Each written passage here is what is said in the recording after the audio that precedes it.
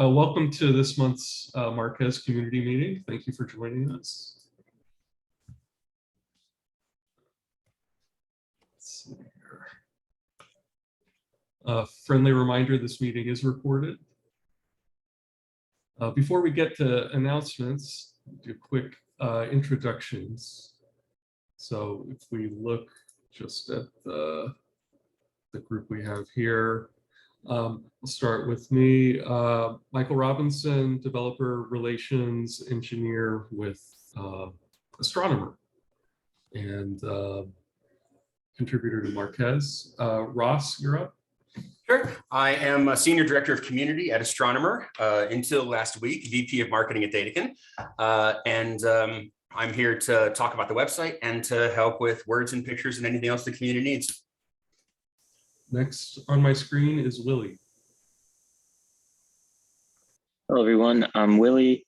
I'm a senior software engineer at Astronomer, and I'm the co-creator of Marquez. Next is John. Hey everyone, I'm John. I am a community support engineer here at Astronomer, formerly support engineer at Datakin. Julian. Hi, I'm Julian. I'm a chief architect at Astronomer.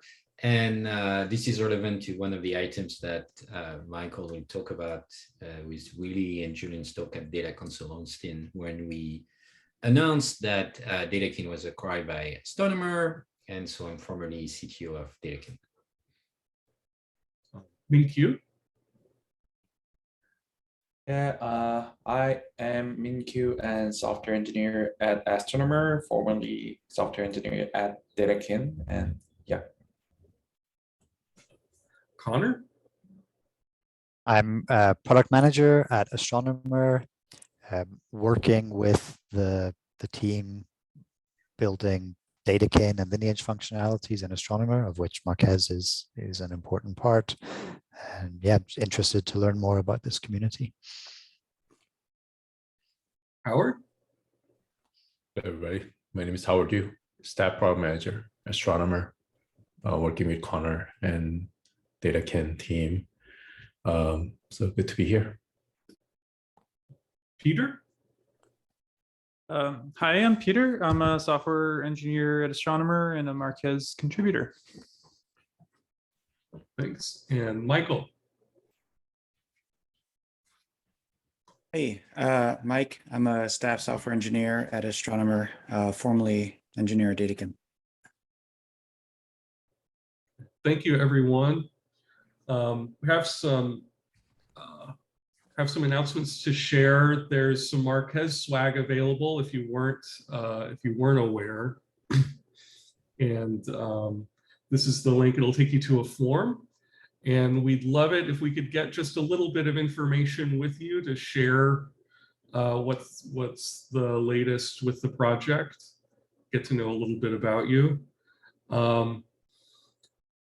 Big event in the history of Marquez was Willie and Julian's talk at Data Council Austin on March 23rd, where they announced that Datakin was joining Astronomer. They also introduced Open Lineage and demoed how it works with Airflow and walked through a practical example using Marquez. Want to say just a few, sorry? I was just going to say one thing. Yeah, we were handing out stickers as well for Open Lineage and Marquez. So if you weren't at the event, sorry we missed you, but you could click on that link and grab some stickers. I just want to do a quick plug. Yeah.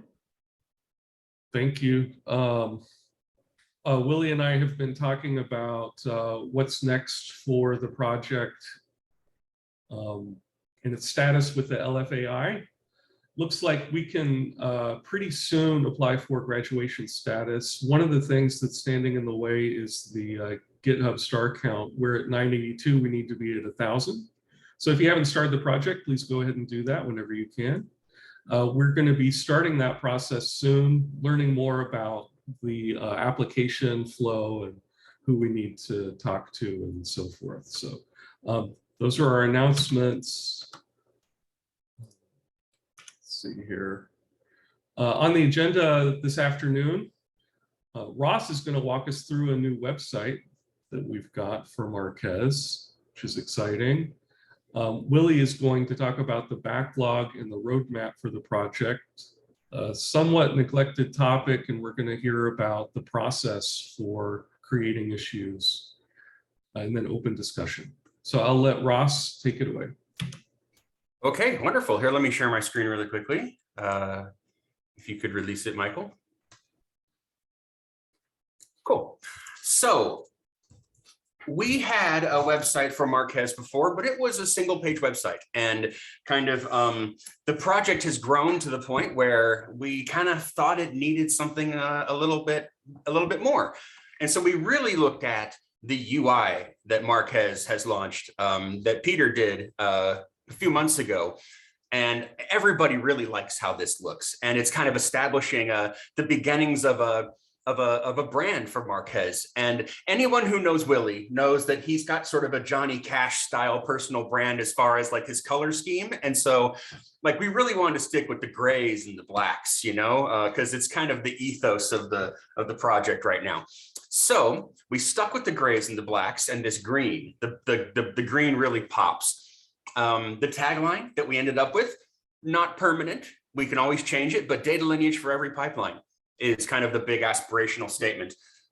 Very simple site, just starts with a declarative statement. What is Marquez? What does Marquez do? Some screenshots and some API sort of walkthroughs. I think that as time goes on, we can highlight more and more elements of the Marquez API here, as opposed to just one screenshot, but it's really cool to see such a beautiful UI on this site. There's also an about page, and Willie just this morning updated this artwork, so that's pretty rad. There's a quick start as well, and a resources page. You'll notice there's one thing that's missing, and that's a blog. There is a blog in this site. We just have it turned off now because there aren't any posts yet. So this is what I wanted to sort of share with everybody was, first, this exists, and I think it's pretty cool to have a site. It's sort of a milestone in the project, but also to let everybody know there is a blog here, and anyone in the community can propose blog posts if you like. And this website is an open source project of its own, and so it has its own repo, Marquez project/website. So I wanted to sort of walk through this a little bit and show folks how this website works. I think we probably ought to fix these depend about alerts, although to be honest, it's a static site. At the end of the day, it's a static site, so there's no runtime security problems here, but you know, would be nice to fix this in any case. But what you'll find is that under the contents directory, there's a base pages folder and a blog folder, and under base pages, this is where you can edit the about and the quick start and add things to the resources page when there are new resources to be added. And this is just a markdown. It's all just markdown. This is a Gatsby site, FYI. Also in this content section, there's a blog folder, which right now just has some sample posts in it that we'll want to blow these away and put the real posts in here when the time comes. One final thing I'll show is how this gets deployed is through GitHub Pages, and it's deploying from the GH Pages branch. So if you look at the code, you'll note that there's the main branch, and this contains the Gatsby source code. Then there's this GH Pages branch. This contains the Gatsby build. And so when you, let me look at this package JSON file really quickly. So when you run npm deploy, it runs this GH Pages -d public. And what that does is it takes the public directory and it takes the contents of that directory and checks it into the GH Pages branch of this project, which then GitHub Pages picks up and publishes. So when pull requests are merged, you can switch over to main and run npm or yarn run deploy, and it should deploy up to the site. And that's pretty much what I wanted to show. Anyone who has any updates, feel free to do a pull request. If you have a blog post you want to contribute, do a pull request or jump into Marquez Slack and talk to us about it if you are wanting to sort of bounce an idea off of the folks in the community. But this is a shared resource, and I encourage us all to make use of it. Questions or comments? Oh, sorry. No, I was just going to say, love the site. And I was going to have a follow-up question on how do I, if I'm someone that wants to write a blog, how do I go about doing that? So it looks like via Slack or just opening up a pull request is the right approach? Yeah, the right approach. Check out the repo, make a branch, add a new subdirectory to contents/blog, run Gatsby develop to see the site live on your local machine, verify that it's all good, do your commit and your push and file the pull request. Yeah, that's pretty much the process. And if anyone has trouble or has questions, they can definitely ask in Slack. I'll be around. I know how to do this. Yep.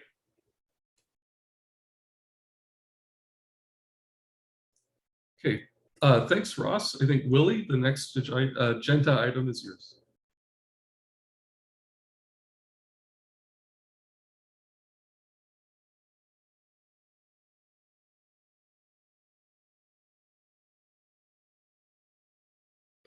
Willie, you're on mute. Okay, good. Yeah. I noticed like I got that warning on my screen that I was muted.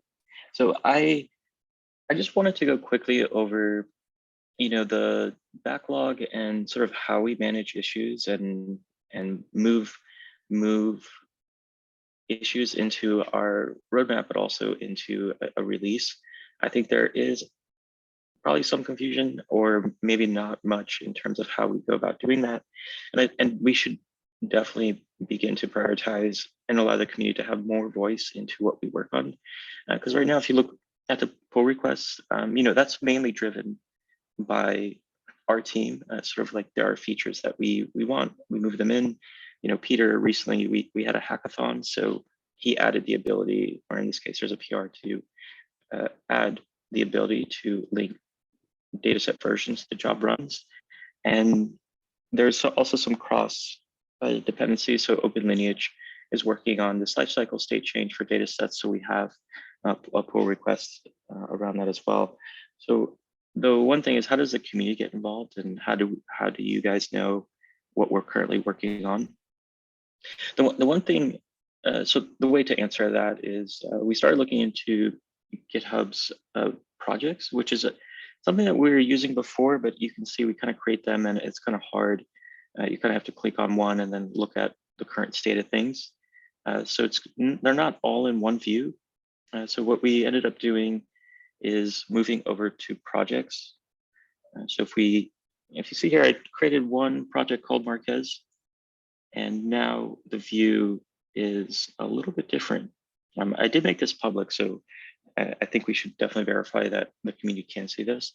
And I've been going through and looking at each issue, commenting, but also closing some that are no longer relevant. And the important thing here is I broke it up into backlogs. So these are going to be issues that we have not prioritized or we haven't taken a look at. As you can see, there's bugs, right? So the one key thing is bugs are open. We kind of acknowledge that we should address them, but we haven't really done it in a formal way, and we should be more responsive to the community about the bugs that are coming in. So like one thing, for example, if you click on this null pointer exception, it was about a month ago, and if we don't actively go through the backlog, stuff like this does get missed. And you can see this issue even talks about, hey, I'm trying to push this OpenLineage event, and now I'm getting an exception. So if it's not an issue, we should close it, or if it is, we should address it and at least comment on it. So now we do have a better view of that. And Julian, this is something we were discussing as well, or with the team, that we want to do this on a monthly basis, kind of go through the backlog of issues that have been opened and then promote them to a roadmap. So here I'm just filtering by the issues that made it to the roadmap. I think there are some that might fall out of the roadmap. Still not sure, because we still have to have that grooming process. But the key thing is we want to look at the backlog every month and then move it into our roadmap and eventually assign it to a release. So here I created another tab 4022, so you can always see what's coming. And the way these are assigned, so if I go back to Marquez, we create milestones.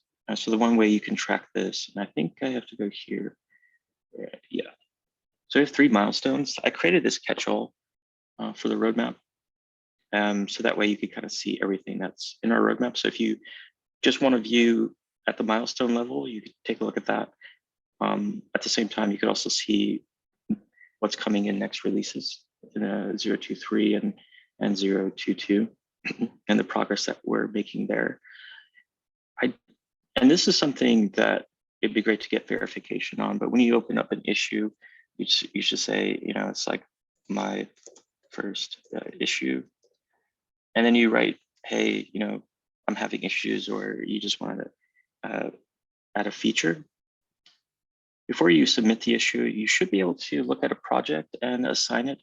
So I have to do some cleanup here, but if you look at the repositories, the icon is really the only way, I think, to know which one's a project and which one's not.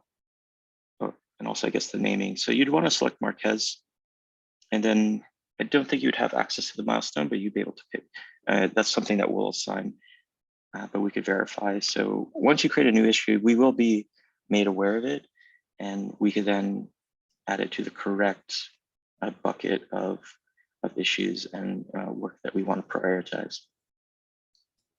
But yeah, and this is more like an open discussion, sort of how we wanted to communicate a roadmap. I mean, this was generally the list of issues, but how do we get more voices from the community to dictate, and I think feel like they have control over the features that we work on as a team, but also what the open source community can help with.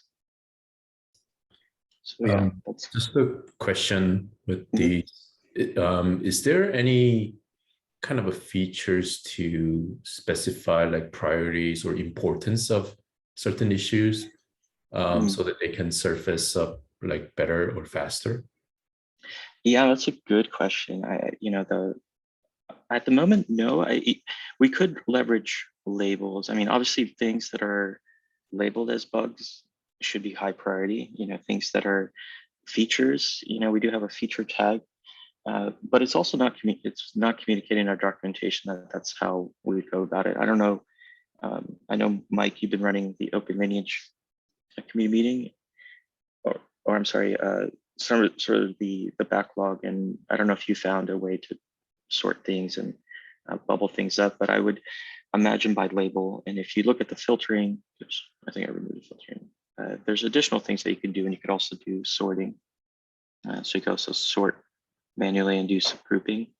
That might be an approach, but whatever we go with, we should probably document, like, if you want us to take a look at something, this is the label that you use, or this is the process that we have. So that's some pretty good feedback. And it's not just enough to say, hey, great, I've added it to the backlog, but where does it fit in priority? I guess the issue with that is, like, every issue could be a high priority. So I don't know, but at a minimum, bugs should be top on the list.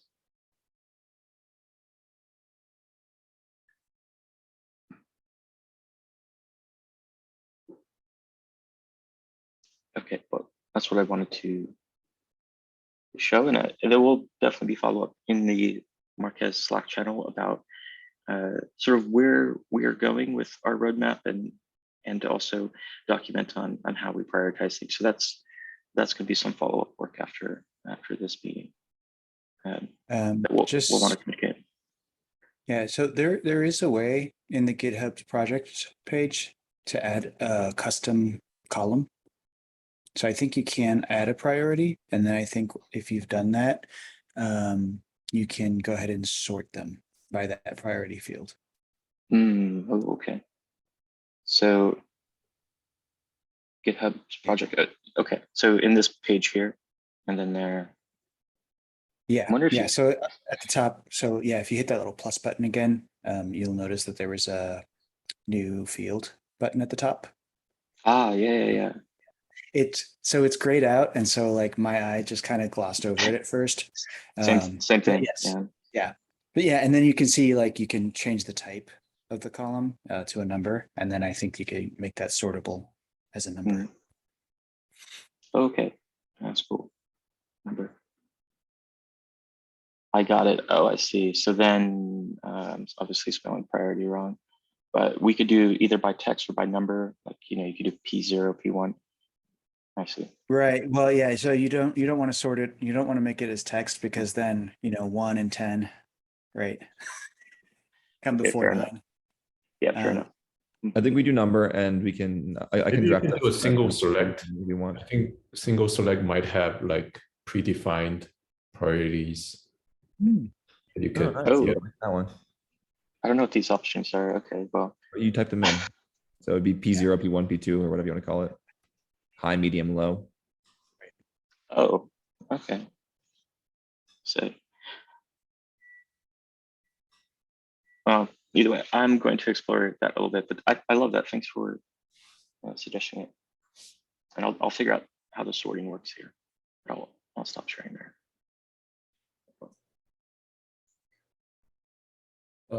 Thanks, Willie.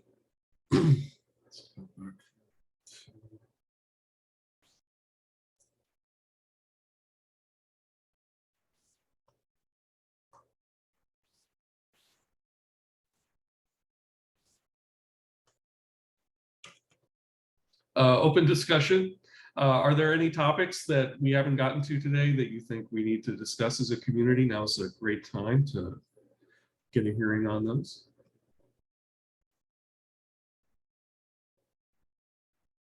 I would like to plug my job hierarchy doc. It's an open issue in GitHub, and definitely looking for some feedback. So Can Yeah, you that- share the issue number? oh, fine. Yes, I'll do all the work. I have to write the doc. I have to promote the doc. I have to share the doc. Thank you. Yeah, this is a spicy one. I mean, mainly because there's a database migration. So I know Mike, you've outlined three options in there, and in terms of what we do. Yes, so it's 1928.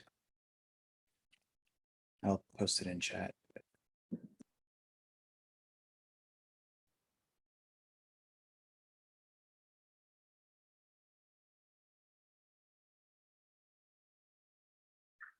Yeah, it's pretty well written and pretty elaborate. So I'm gonna make another cup of coffee before I go through this.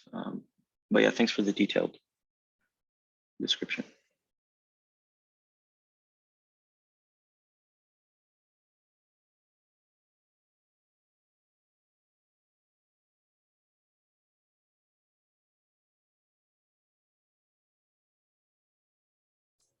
Okay, thank you. If there are no other topics for discussion, just let me remind everyone that our meeting takes place on the fourth Thursday of each month.